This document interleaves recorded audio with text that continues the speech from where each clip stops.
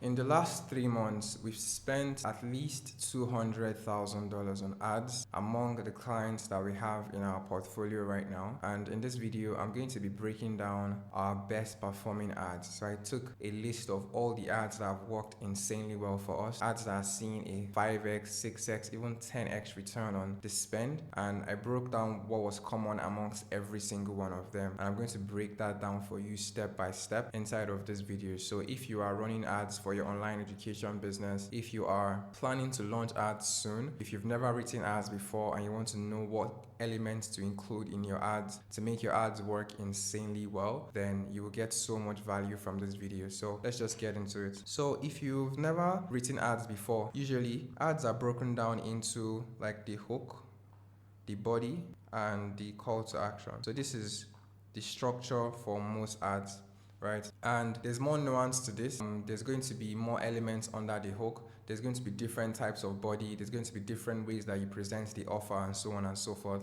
But this is the core structure you need to pay attention to. So one of the main things that we found when we were breaking down these ads that were working insanely well is the hooks were confrontational rather than curiosity based.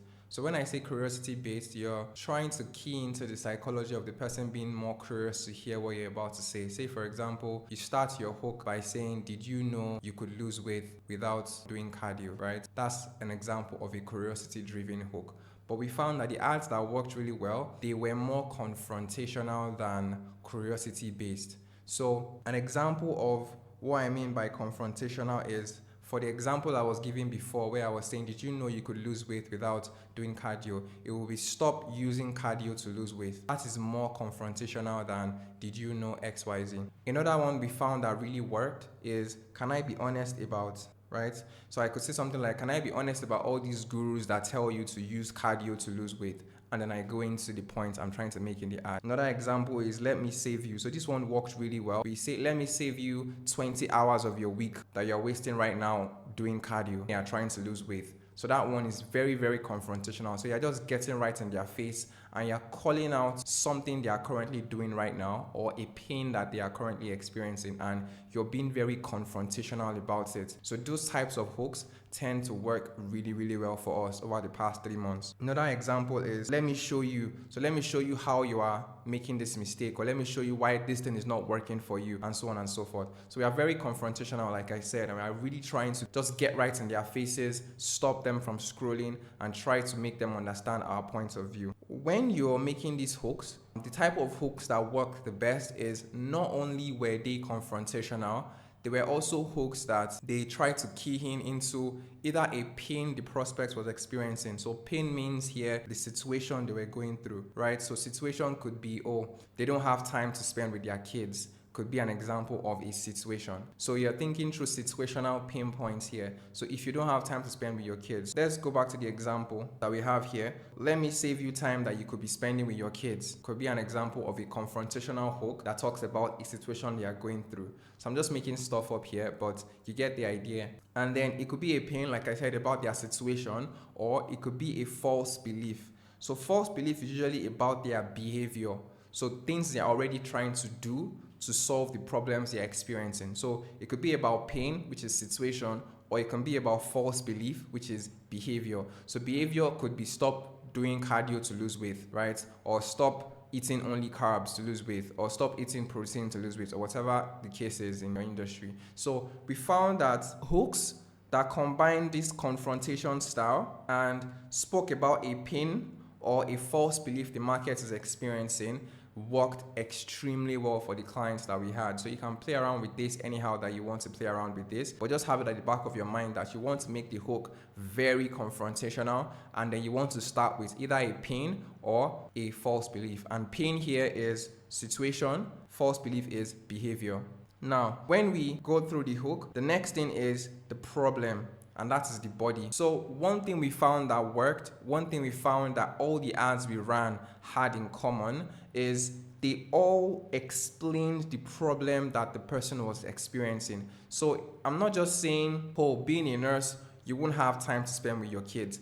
That is a situation. Now, I want to explain to you why that is the case. Like why it is structured that way, that nurses don't have time for their kids, is what we try to do in the ad. Because if you make someone feel like you understand their pain, they will assume you have their solution, and then they will click on the ad, they will buy your product, and so on and so forth. So all the ads that worked insanely well, they explain the problem the prospect is going through. We try to explain it to them. This is why you are experiencing this pain. So 2 things that we do once we explain the pain to start to build more curiosity for the solution is to frame it as, oh, although you are experiencing this thing, it is not your fault. It is either the system's fault or you don't just know how to do this thing. So let's say, for example, let's use like nurses again, for example, because we do have a lot of clients in our portfolio that are nurses. So let's use nurses, for example. Let me say, oh, you don't have time to spend with your kids. That is the pain. And I can say the reason why you don't have time to spend with your kids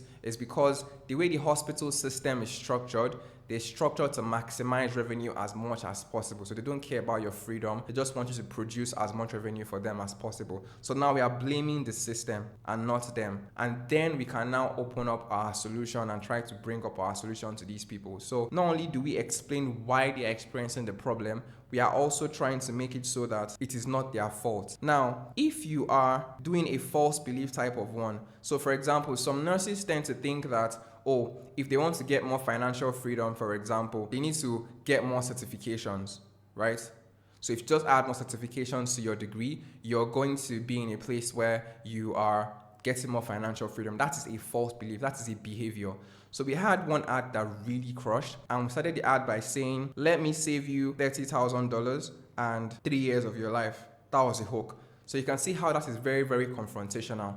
And then we go into the problem. Now, most nurses think they need more certifications in order for them to get more financial freedom. Let me explain why that is not the case. So we explain away that false belief. And then we tell them that, oh, if you get more certifications, you end up doing the same things over and over again. The system is not different, and so on and so forth. And then we now introduce a solution. So that's an example of an ad that worked really well. And all we are really doing here is being confrontational about the problem or the false belief and explaining why they're experiencing the problem. It needs to make logical sense to them, either why they're experiencing the problem or why a behavior they are currently doing is not benefiting them. And then we don't blame the prospects. We either blame the system, which is like the overall infrastructure to which they exist in, or we blame ignorance, or you don't just know better. And if you want more information, then you can join my webinar, you can purchase my product, and so on and so forth. Now, another thing that worked really well is personal proof. So we try to incorporate as much personal proof as humanly possible.